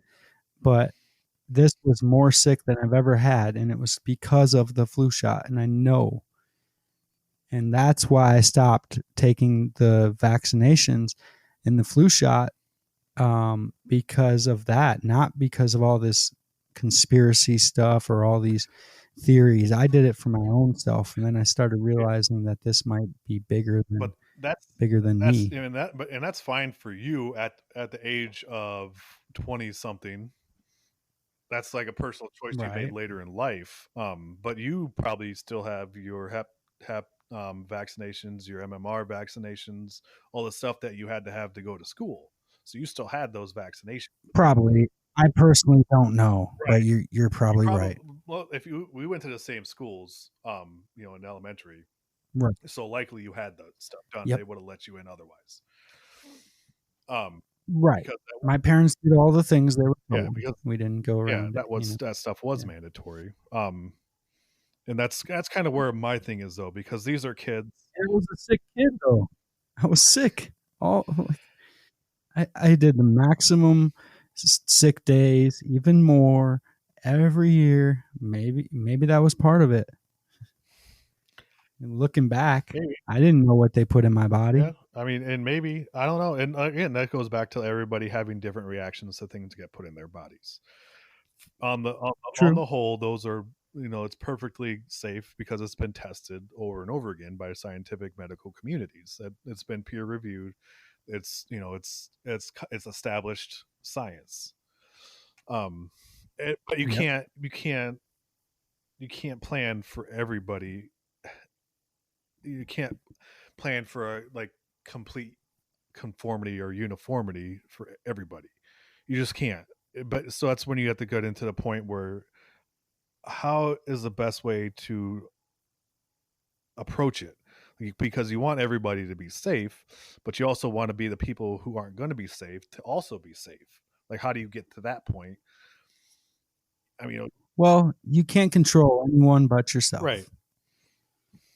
So I'm going to go back to the point that if you feel it works for you, then do it. And if you did it, then you're good. If you're in that group where you can't get vaccinated, then I'd say you might want to live a hobbit life. right. I guess my disagreement comes If in your where immune people are system, getting bad information.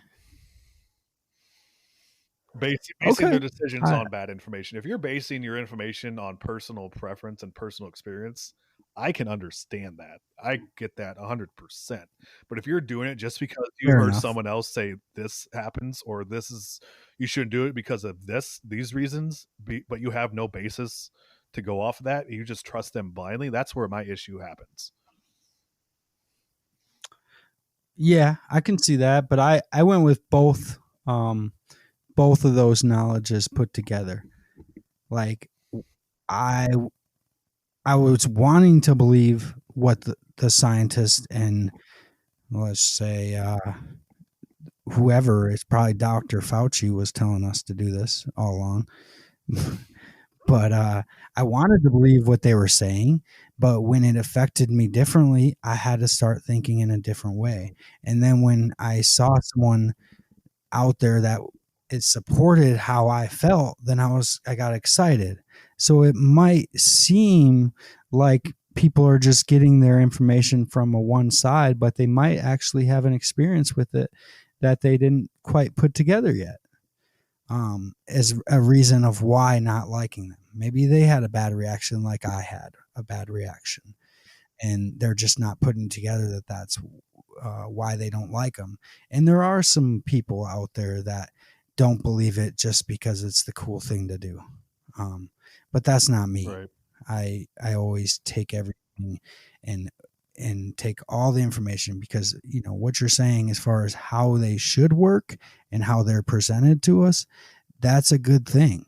Um, so we don't have the Black Death, the plague of Justinian, Mm-hmm. the Antoine plague. Right. We don't want those. But who is giving? Like, you're not just going to take a pill from someone at a concert, a random guy at or a random guy you see at a concert and take a pill from them or drink from their cup. Right, if you're smart. You have to know the people who are giving you the drug. And if I can't take this drug and test it right there in front of them or have a test specifically, then I don't want it. Mm-hmm. Even if it's going to save my life, I'd rather not take it. And that might be not the smartest thing to say, but I'm just speaking from my crazy mind right now. No, I mean I'm kind of the Um, same way. Like I won't put just like nowadays. I've had plenty of bad experience where I've taken something that didn't have a good like it didn't react properly. So I'm like really cautious about what I take. Like because Jomar had suggested when I was dealing like a couple of months ago when I started dealing with like my anxiety and my panic attacks.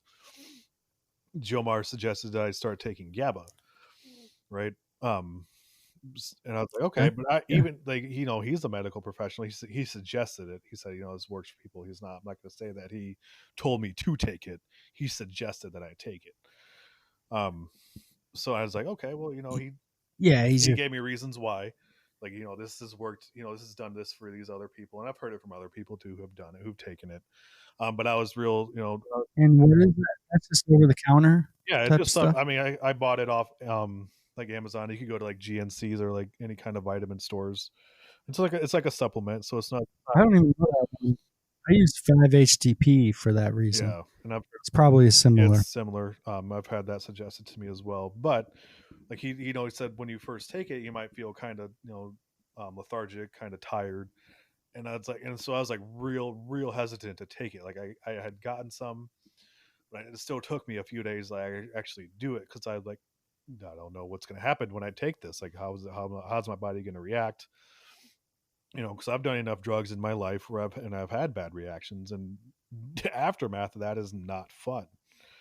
But I ended up No. taking it, and it proved to be perfectly fine, and it works really well for me, and I still take it to this day. Um, so I mean, I can definitely Great. appreciate the thought about being real protective about what you put in your body, because you don't know, like, if you put something in your body, what's going to happen, how are you going to react to it. Yeah, exactly. And 100 years ago, they believed that mercury was Yeah. helpful. They used to inject Yep. it. So I'm not going to be the guinea pig for these new creations they make. Right. Now, that part I will Why side don't with you they? on. As far as new vaccinations for the Okay. COVID, I will wait until they get a solid thing out there. Um, Well, thank you yeah, for because that. And I'm saying yeah, I'm not saying there won't be a great cure or a vaccination. All I'm saying is watch what you put in your yep, body and know what you put in your yep, body. exactly. Like, I'm not going to take, like you said, I'm not going to We- take the first thing that Even comes out. right, and even when we were kids, we smoked some weed or whatever.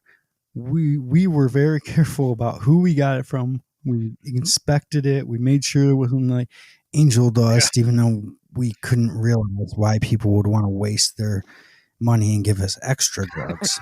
You right. know, I never, That's why I never. I never understood Yeah, that. that's why I never understood, like, people doing that But Halloween. Like, why are you giving people drugs for free that you paid a lot for? But yeah, yeah, right. Like, oh, they're giving you crack in your candy. Wow, they're super you must not know super crackheads. generous. Yeah, super generous crackheads. Sure. Yeah, yeah. So, I mean, it does happen, and people are sick out there. Sure. So, I can't get into that plane. Um, uh, yeah, it's just we need to look what's in our body, and I'm an advocate for Yep. that, and what is being put. And same for our food. I mean, you know me, I grew up on the craziest diet ever: frozen pizzas and candy and sugar and all these things. And I really am dealing with it now, um, and trying to change how I eat and what I put into my body, and even the type of water I put into my Yep. body is very important for our development. Yep. And, and that's important to know exactly what I'm putting in, even though I cheat sometimes and Yep. eat stuff I shouldn't. Yeah, and that's exactly the reason why I can't have, like, soda or pop in my house. I just won't have it because I'll just Oh, drink it all. And I know you're the same way because your house yeah. had pop all the time. We just drank the Oh, shit out of yeah. that. Yeah, my mom would be like, "Where the hell did it go?" Like, well, we had two friends over and we drank it Yeah, all.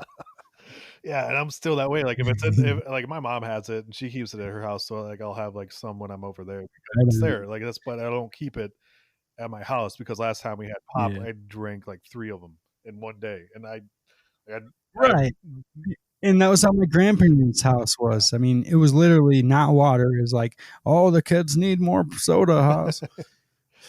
Yep, So uh, it was just soda. And then the only time we drink water is when we went out to eat. It was kind of backwards, yep, but my grandpa didn't want to spend money on soda when he knew how much it cost out of the yep, fountain machine. yep, Yeah.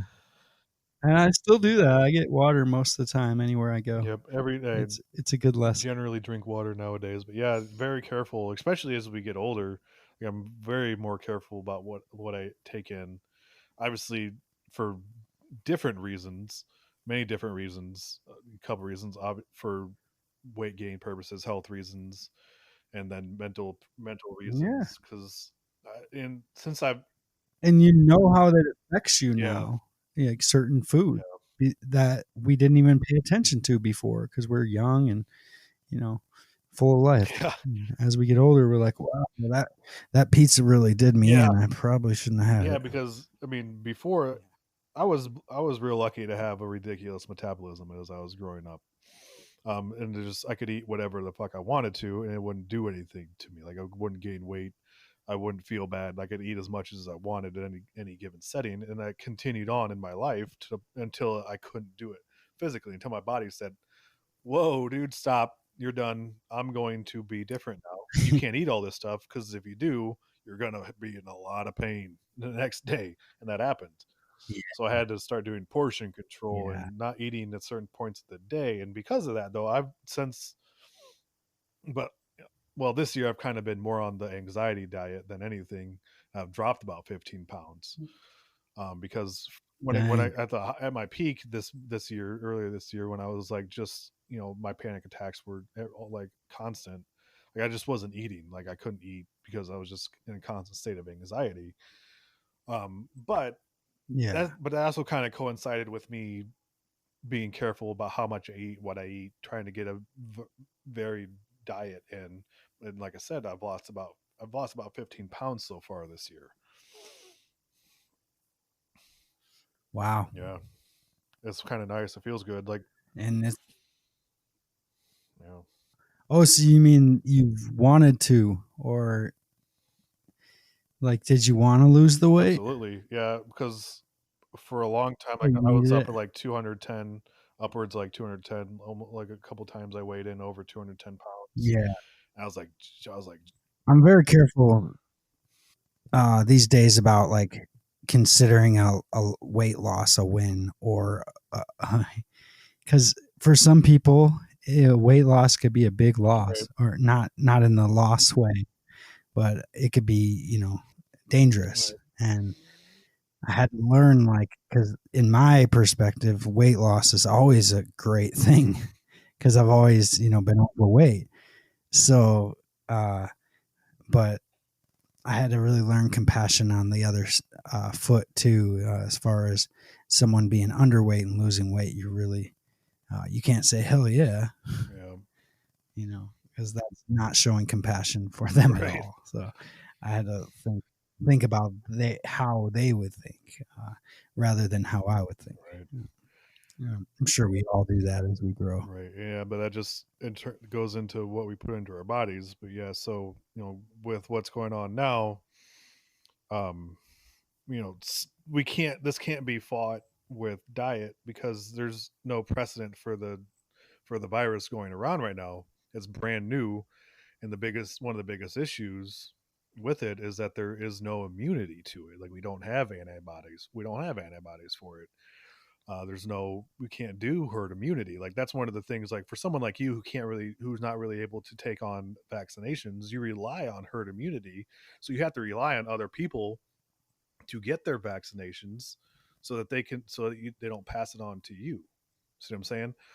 So, Or we could just our bodies could fight it naturally, because our bodies do have everything uh, to heal itself. I mean, we were given that right, but you're still running a from risk God. of people dying. Like, at what point do you value just letting it run its course and people dying, or saving who you can save with proper measures in place? Well, my belief to that is we all have our time. I'm not going to hang on by a string to stay here. So if that's what takes me out, then so be it. I know that's not what people want to hear, but since I'm going to do everything in my power to stay on this planet because I feel I have a purpose Right. to. Like you don't So want to let's die. get that clear. But I'm not going to live in fear ever. So if it's ever choose fear over freedom in a shorter life, I'm going to choose uh, freedom in a shorter life over fear in a long life. You feel me? Everything we live by our emotions and how we Right. feel about But what things. if like you So if doing we your continue choices? in fear, Go ahead. oh, I was just going to say, if I continue to be in fear, then it's only making me worse. It's making my mind hurt. Imagine why we have these anxieties, because we are fearful of certain things. Our parents teach us our fears. Our grandparents teach our fears. Our our lessons in life teach us our fears. But I believe when you come terms with yourself at the end of your life, you let go of those fears of dying, and then you start embracing who you really are. And if we can let go of those fears now as younger men, then we can live a full, loving, happy life and flourishing without any of these worries about this vaccination or that vaccination. We can live our life until we're not living anymore, until we're taken out of this world. I feel everything has a purpose, um, and even if that purpose is living shorter, I feel that's valid too. Right. So I guess one my curiosity though is like, let's say you make your decisions and you go out and live in your life, but your decision, like you go out and say you catch it unbeknownst to you, you have it, so you're spreading it to people, and then one of the people you spread it to, they do end up dying from complications of the virus because you want to go out. I'd feel Right. horrible.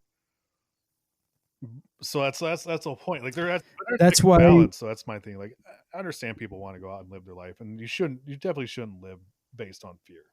But at the same time, Well, if they got a vaccine, they should be all right. right?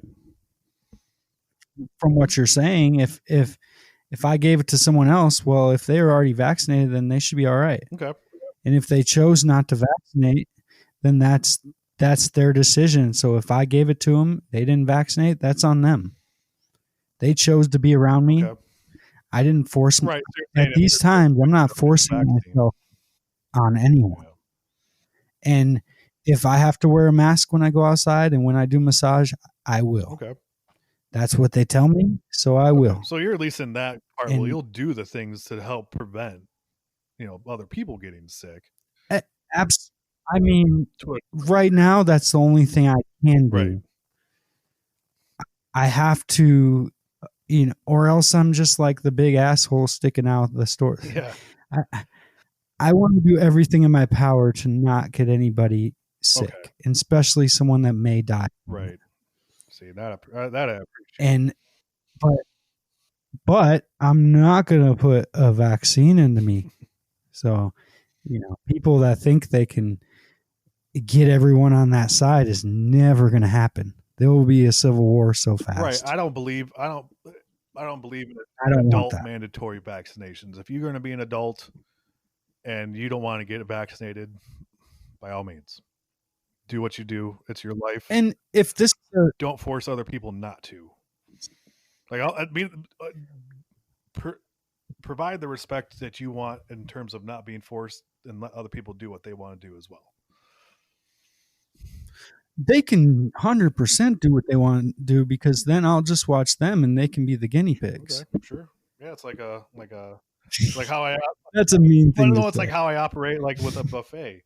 When they first open a buffet at somewhere, you wait for the crowd to die down and see what's left over, right? Like you don't go and like rush with everybody else. Yeah, let it die down. Or that food might be, or you might want to be the first one before you get the contaminated food.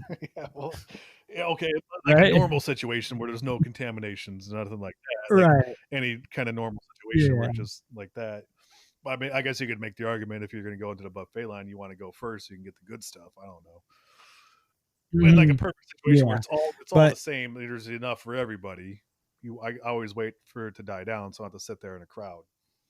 Maybe that's not the same thing. I'm not gonna tell people what they can or can't do. Just like I feel they shouldn't tell me what I can or can't do. Right. People can do whatever they want. They can vaccinate their kids, vaccinate their mom, vaccinate them, vaccinate their dog. I don't care. Right. And part of the reason why I want to be living at the ranch, because I feel isolation is good, and being self-sustainable is the best way of being healthy. We'll get into that with 7 Healing Stars, but that's all part of your well-being, is being self-sustainable. I don't know why I moved it to that, just because I was talking about I'm probably going to move myself away from the herd Sure. if I need to. But I'm not going to force my sickness on anyone. No way. All right. So then I would And so I can agree with that. Like you can't obviously I would never expect, having the values or not the values, but the beliefs that I have is that you can't force people to do stuff with their bodies that they don't want to do with it. But there are people out there, who are in this thing worried about mandatory vaccinations. Like, that's fine. If you don't think people shouldn't be forced to get vaccinated, I sure hope you aren't pro life. And telling people that they can't get abortions. You know what I mean? Like you can't be no, that person too. So I can respect you if you don't want, no, that's where I got right, it. but then you turn around and think, I kind of thought about it that way. yeah, Sorry, I talk over you sometimes. I'm still learning this. Anyway, that's how I got this way, because I was actually, talking to Leslie, and I was just like thought of this idea, like my body, my choice. And it's very similar to the woman and having a baby. It's her body, her choice. right. Now, on that topic, we'll get into it just slightly. But I feel, I don't know if I want to go here. Uh, I feel that the man should be able to. Nah, I'm not going to get into that. Well, yeah, I know what you're Um, saying. And there should be some input. I don't feel like there should be as much, because it's not his body. they shouldn't have the end say, but there should be something they can say about it. I think the extent it should Um, go to is that the woman should listen to him, but unless it was a in crime. the end, it should be her decision ultimately because it is her body. He doesn't have to carry that. I I agree. He should I agree. definitely have some input, some say, but at the end, yeah. So that's what we'll touch on I agree. that much and Yeah. not really get into it because that's an entire other can of worms, which if we feel Right. brave enough, And we can tackle on another episode. Because I well, feel like all I want to say on that is I respect. All I want to say on that is I respect women 100%, and if they feel they should need an abortion, then they should get right, one. they should read the back. And if they feel they shouldn't, yeah, 100%. And personally, the biggest reason behind that is for crimes and sick things that people do, and I think they should have choice at all It just times. goes back to any kind of thing you're going to ban. Like people, these are things people are going to do. So why not give them a way to do it in a healthy, safe environment? Just like with drugs and Yeah, anything else that you can think of, like in that thing that people just want to ban outright. Just make it make it to a point where it's, I guess, yeah, like I said. So that's what I think. I agree. Make it safe so they don't have to go to Mexico and do these weird things. Do like the But also, if you're going to have those, the same thing, have full transparency on the whole process. Yes. Where is this thing, or where, what's going on through the whole thing. Like, make sure what they're saying is happening and nothing out of, I feel the whole country is going to be fully transparent soon, and that's going to be a great thing. We'll know where our dollars are being spent. Yep, that would be good. Yeah, so it's just inevitable at this point. Yeah. It has to go there at some point. It's just, there's just that shift that has to occur, and then living again. That would have to be another whole new normal. Living with that. Yeah, because people aren't really used to that. Things are definitely going to change. I mean, when 9/11 happened, there was a huge feeling hanging over us, especially as teenagers at that time. Mm-hmm. You didn't know what to believe, what was up or down. But what we did know is that we can stick together and get through this and uh, look at it for what it is. And, as I went on 20 years later, I've done a lot of research on it. And what they were telling us wasn't what actually happened. And so I'm learning by example and or by our past and saying, oh, well, when this big thing went on, they weren't telling us the truth at all. And whether I'm not going to get into who's the bad guys or the good guys right now, but there has been some weird stuff going on in our country. Yep. Yep. And we'll have plenty of time to talk about all that stuff, and we'll cover it too. We'll cover it. Oh yeah. Oh yeah, we're not. We'll get into it. How many topics we're going to be afraid of here, if any? So that's the whole thing, right? No fear. Absolutely, No yeah, fear. and if people that do listen to this, when they do, if they have any ideas on any topics that we should get into, I'd be open to listening to everybody's Yep. opinions. Always a fan of crowdsourcing ideas, so that'd be cool too. So I guess main point um, for today in this episode is, other than knowing who we are now, just going forward with our new normal, learning to deal with what we're dealing with, and being safe and healthy, being cautious too of things that come out. Be skeptic, be have it remain. I'd say retain a healthy skepticism about new information that comes out, new treatments, vaccines, all that kind of stuff. I would definitely say keep don't trust the first thing that comes out, and if you want to make decisions based on your own bodies and your own beliefs and preferences, as long as you're doing it for you and the right reasons, and not putting other people around you in potentially harmful situations, then by all means go for it. Be respectful of the people around you.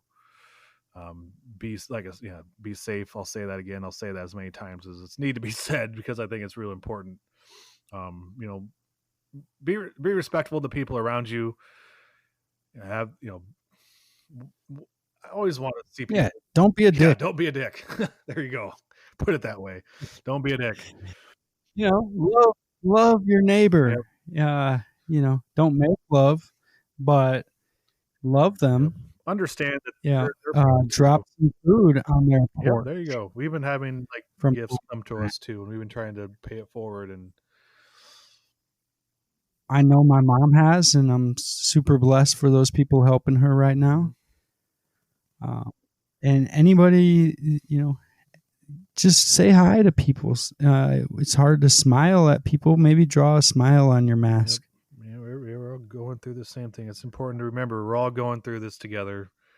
We're all kind of dealing with it in our own ways, but everybody's having to relearn some things, and it's gonna be change is tough, man. People don't like change.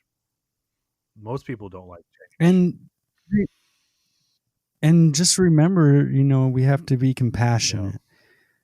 We I don't have the same past as you have, exactly. and that's what created what who we are. So I'm open to growing and learning new ideas, and I hope the same, for you. Hopefully, we can always come to some kind of agreement where um, we don't have to not talk to each other for five Yeah, years. I mean, who wants that? yeah, that won't be And good then for our ratings. you come out of it and say, yeah, and you come out right. Are we good? You come out of it and say, why the hell did we? Not that we've ever done this, but I have. Why the hell did we even fuss over that? There was no point to even argue over that. Right.